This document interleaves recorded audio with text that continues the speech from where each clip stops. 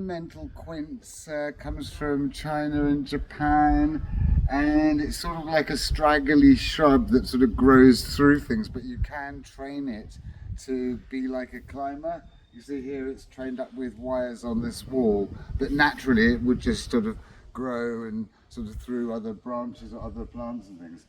And it flowers really early, and you get white ones or pink ones or red ones, and really colourful for quite some time. The plant does have some kind of the odd prickle on it, but not loads. And then sort of in the autumn you get these kind of fruit like about so big, kind of greeny yellowy colour, and you can use them for making preserves. Really, they're not very nice to eat, but they're supposed to have anti-inflammatory properties. Now, yes, deciduous shrub, so it's sort of it's no leaves at the moment. There's a few leaves just starting to come out there. They are quite early to leaf, just after they flowered really.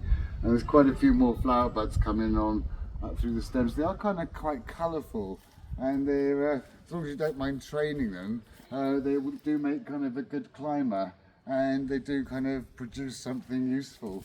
So they're kind of a nice choice really, and they quite do well in the shade. Yeah, this is sort of shady here, and they seem to quite like going on a shady fence, a shady wall.